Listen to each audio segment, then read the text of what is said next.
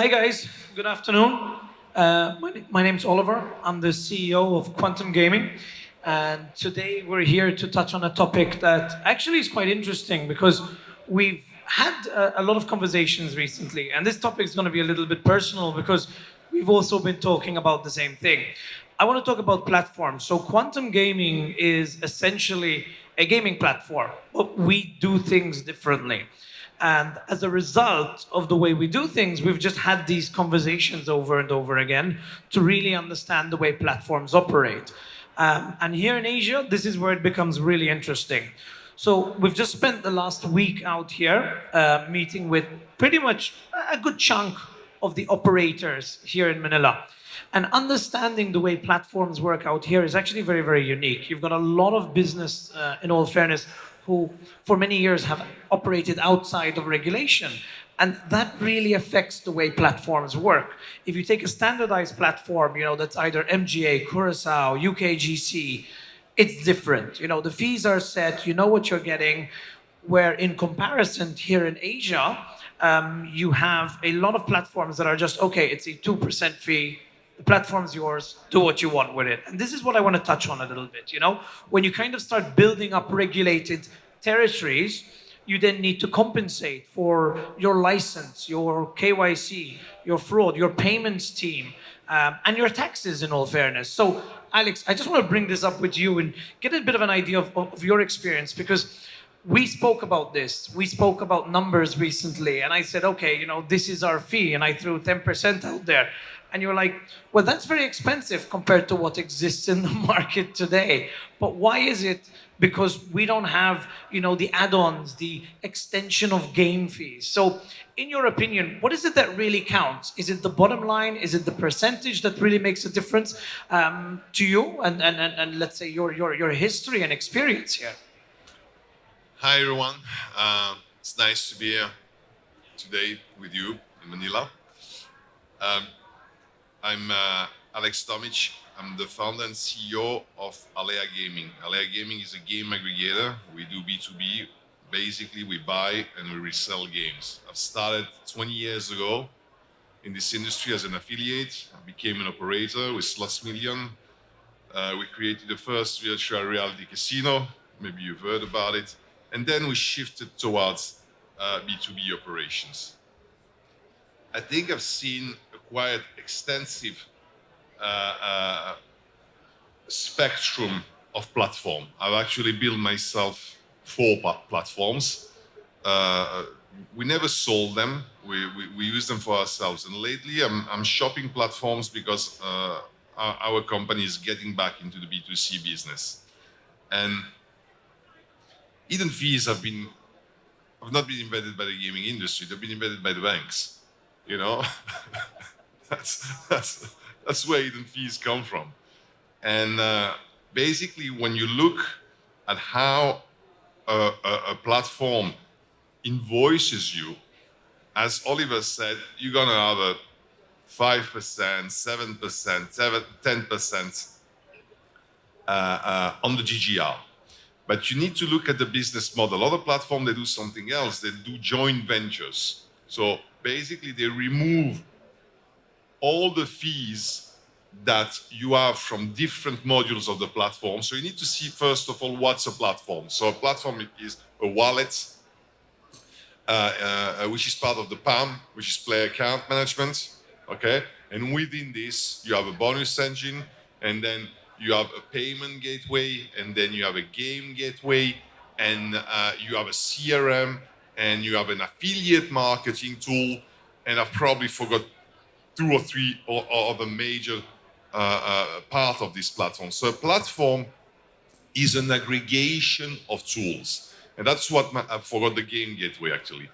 And why does that matter? Because at each of these points we've described, you can have fees. And let me break them down for you. And actually other platforms, they sell these sub tools independently. SoftSwiss, which is a very good platform, they sell the bonus engine. They even sell the jackpot engine, one that I forgot. Because there's so many tools that are created almost every year. So let's look at a jackpot engine. What's a jackpot engine? It's an aggregated jackpot that is software agnostic. So you create your own jackpot. First people to do that were Blue Ribbon. Beyond Play is doing it now. So everything in a platform can and will be invoiced at some point. All right?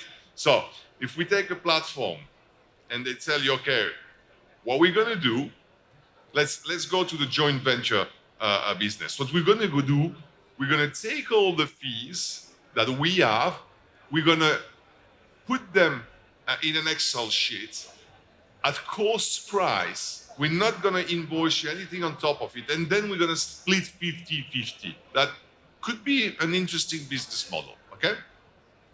Another one is going to tell you, okay, we're going to make it 5%. But then you need to take out all the fees for all the modules we've described before. And this 5% can easily become at 15 or 20%. Because if you had the 2% of the game aggregation, if you had the 2% of the payment platform, etc., you got to go up, okay? Yeah, that's what I was going to say. In fact, most of the European models, if you take the actual total, you're paying closer to 25% of your GGR. So that's the thing.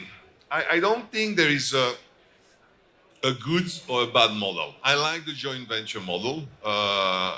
Soft2Bet, for example, does the joint venture model. I find it very interesting. I like the rev share model. I like when I can see the fees everywhere. At the end of the day, what counts, because it's different business models, okay? What does count at the end is that you take the GGR that comes in the casino. Let's say I have 1 million GGR. You run it through an Excel sheet where you have all the fees of the two business model, let's say of the two platforms you compare, and you see which one leaves you the most in the pocket. But it's not true. It doesn't work like that. You know why?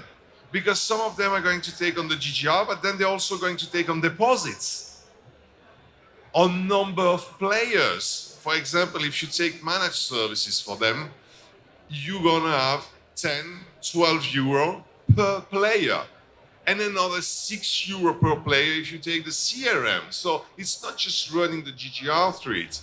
You need to take all the fees and how they applied and look at every metric you have. And just to make it simple, you need to look at the GGR.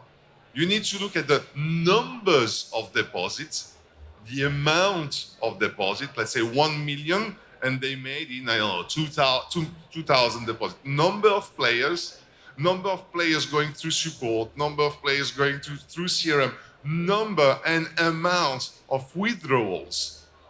So the number of software providers. Sometimes you have fees per software provider. Each time you integrate a new software provider fee, and you run that through an Excel sheet, and then you do your P&L, and then you see what's going to be left. And why is this so important? I mean, I don't know if I have only operators in this room, and I've been operators for years. I was stuck in between the affiliates, the software providers, and all the other providers. So I'm an affiliate myself, but when I have the affiliate that tells me, look, I don't want any negative carryover. If I have a negative during a month, it becomes a zero. Guess what? This player that made a negative is going to make a positive the months after. So we business partners, when I have a minus, you have a zero. When I have a plus, you have a plus on the same player. And on the other side, the software provider says exactly the opposite thing. You say, okay, it's going to be a zero.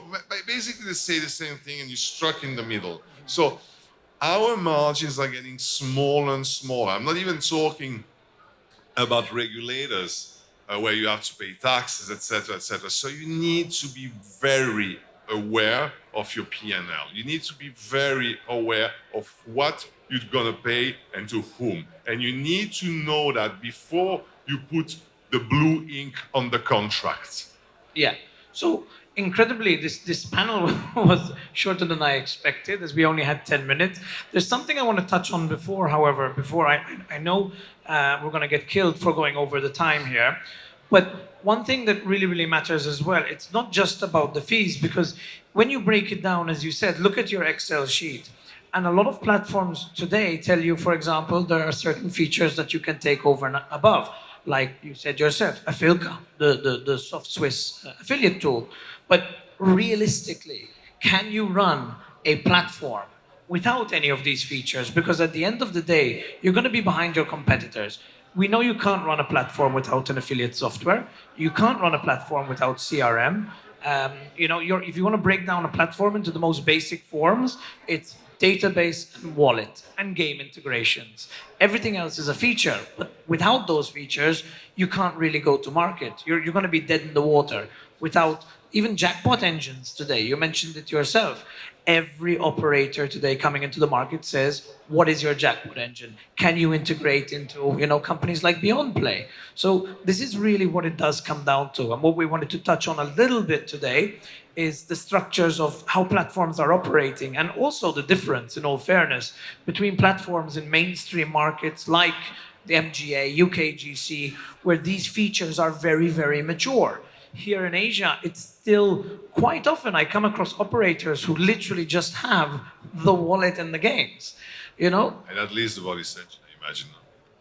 Yes, a bonus engine, though in some markets they do refrain from it. I know here in the Philippines it doesn't seem very popular, or maybe just not pushed as much, as many operators actually restrict it. But incredibly enough, that panel was as I said, mega short. Alex, I really do appreciate your time up here. I know we're being hailed off stage because we don't want to overlap into the next session. I would love to continue this. If anyone wants to get in touch with myself or Alex, I'm sure you'll be able to get our contact details from the team here. But I appreciate everyone's time. I hope everyone's enjoying Sigma Manila. Thank you very much, and thank you very much, Alex Tomic.